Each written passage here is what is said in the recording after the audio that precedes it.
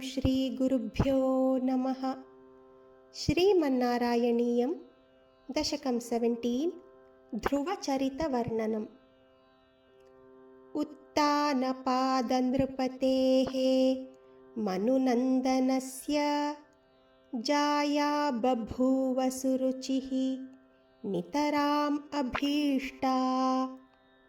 अन्यासु नीतिरिति भर्तुः अनादृता सा त्वामेव नित्यम् अगतिः शरणं गताभूत्। अङ्के पितुः सुरुचिपुत्रकम् उत्तमन्तं दृष्ट्वा ध्रुवः किल सुनीतिसुतोऽधिरोक्ष्यन्। आचिक्षिपे किल शिशुः सुतरां सुरुच्या दुस्सन्त्यजा खलु भवद्विमुखैरसूया। त्वन्मोहिते पितरि पश्यति दारवश्ये दूरं दुरुक्तिनिहतः सगतो निजाम्बाम्।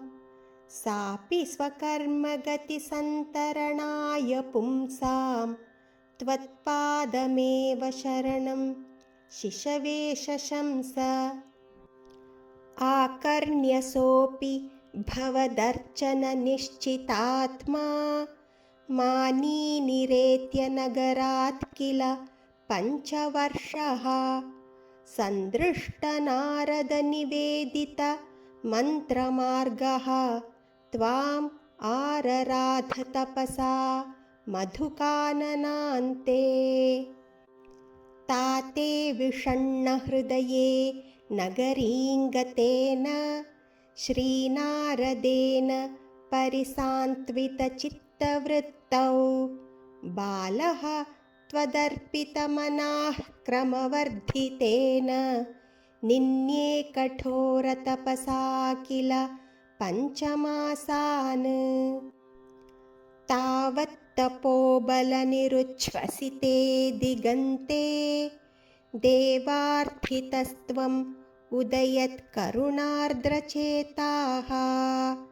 त्वद्रूप छिद्रसनिलीनमतेः पुरस्तात् आविर्बभूविथ विभो गरुडाधिरूढः।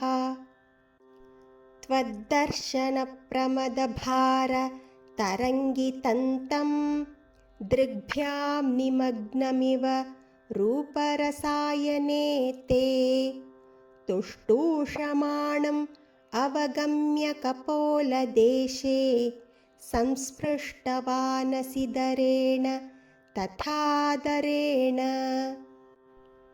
तावत् विबोधविमलं प्रणुवन्तमेनम् आभाषथास्त्वम् अवगम्य तदीयभावम्।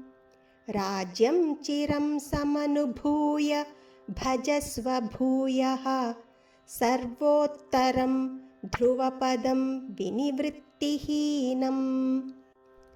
इत्यूचिषि त्वयि गते नृपनन्दनोऽसौ आनन्दिताखिलजनः नगरीमुपेतः। रेमे चिरं भवदनुग्रहपूर्णकामः ताते गते च वनम् आदृतराज्यभारः। यक्षेण देवनिहते पुनरुत्तमेऽस्मिन् यक्षैः स युद्धनिरतः विरतो मनूक्त्या। शान्त्या प्रसन्नहृदयात् धनदात् उपेतात् त्वद्भक्तिमेव सुदृढाम् अवृणोन्महात्मा।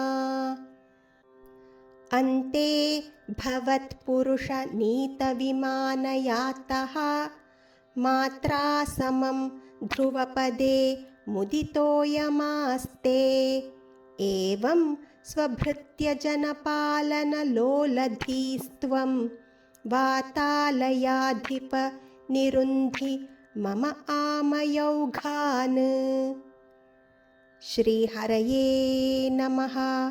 गोपिका जीवनस्मरणं गोविन्द गोविन्द। ॐ तत्सत् सर्वं श्रीकृष्णार्पणमस्तु।